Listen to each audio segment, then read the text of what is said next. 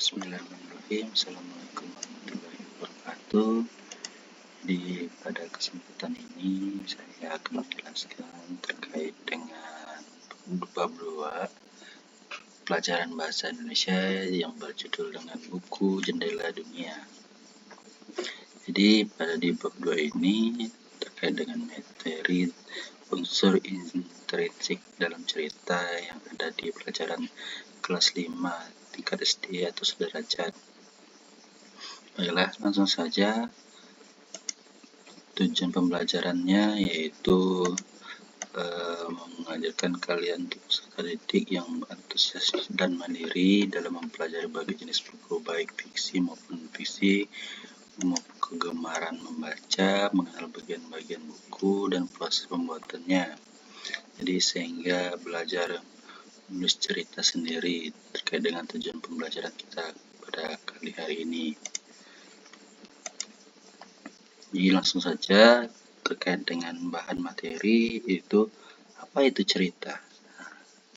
Jadi cerita adalah rangkaian peristiwa yang saling berkaitan.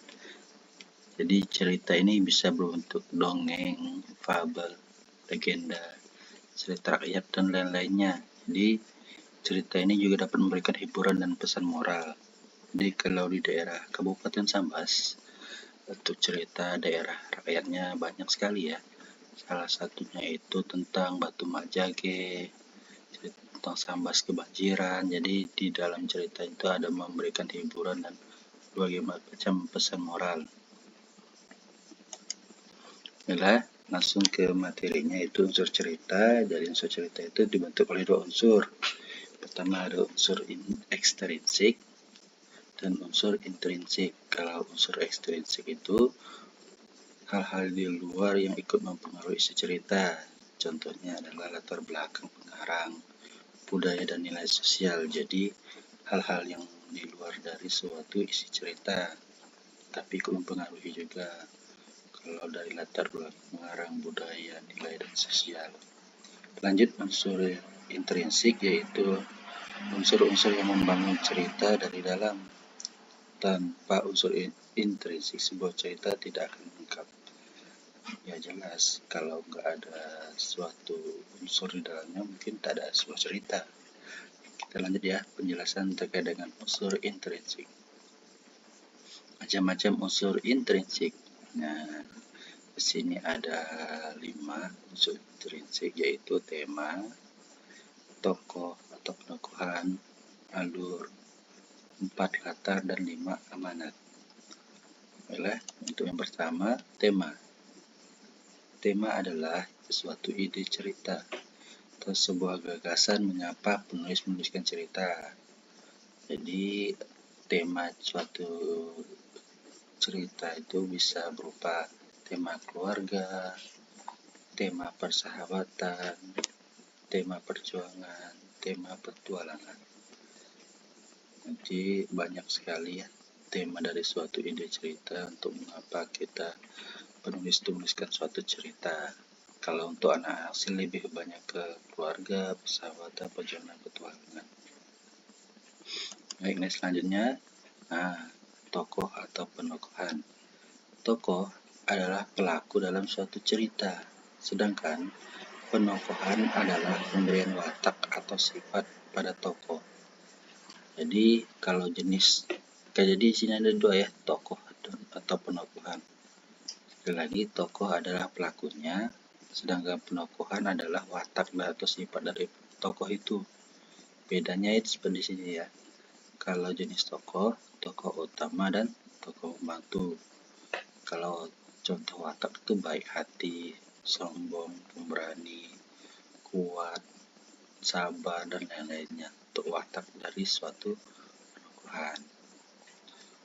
Jadi dalam suatu cerita anak-anak itu baik tokoh utama atau tokoh pembantu di dalam suatu cerita ada yang pemain utama dan pemain pendukungnya, seperti itu. Kalau suatu cerita kancil sebagainya, berarti tokoh utamanya kancil, seperti itu ya. Lanjut, alur atau plot. Jadi alur adalah jalan cerita dari awal sampai akhir. Jadi tahapan alurnya seperti ini ya. Kalau dari satu cerita itu ada pertama pengenalan, 2 munculnya masalah, 3 puncaknya dari suatu masalah dalam cerita, dan penyelesaian masalah. Jelas ya, kalau untuk suatu alur cerita itu adalah jalannya cerita dari awal sampai akhir. Dan di dalam suatu cerita ada yang pengenalan, munculnya suatu masalah, puncak masalah, penyelesaian masalah. Tapi ada juga kalau jenis-jenis alur ya. Jadi di sini alur maju, terjadinya suatu sebab dan akibatnya. Kalau alur mundur, kilas balik. Kilas balik itu bagaimana? Kalau kilas balik itu pertama munculnya suatu puncak masalah. Jadi suatu penyelesaian masalah dulu, pengenalan, puncak masalah, pengenalan. Jadi kembalikan dari suatu alur cerita tersebut. Kemudian latar. Latar adalah tempat, waktu, dan suasana dalam suatu cerita. Contoh latar yaitu latarnya tempat di sekolah, di rumah, dan di hutan. Kalau latar tempat, berarti suatu tempat yang ada dalam suatu cerita. Kalau cerita kancil di tempatnya tidak mungkin di kota. Kalau waktu ada pagi, siang, malam, sore, seperti itu.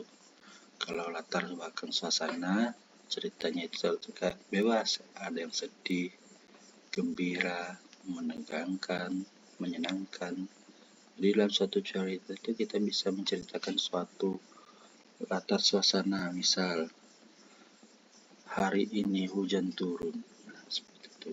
Berarti suasananya itu lagi sedang turun hujan. Lanjut ya. Amanat yang terakhir itu amanat adalah pesan atau pelajaran yang disampaikan penulis kepada pembaca.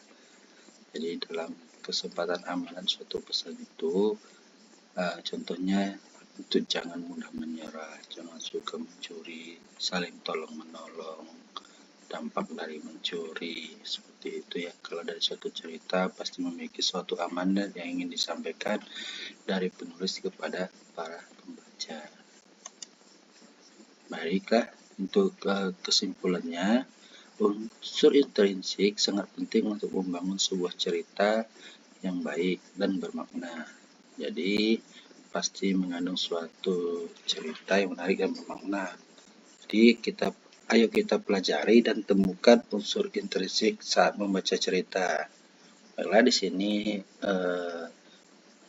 kalian diminta untuk membuka pada buku bahasa Indonesia pada halaman 28 sampai 30 terkait dengan bacaan kelinci kecil dan burung pipit. Penulisnya yaitu Destri M3. Jadi anak-anak Bapak beri waktu 15 menit untuk membaca buku di buku bahasa Indonesianya pada halaman 28 sampai 30 terkait dengan kelinci kecil dan burung pipit.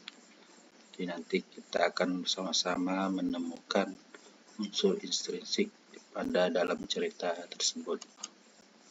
Terima kasih.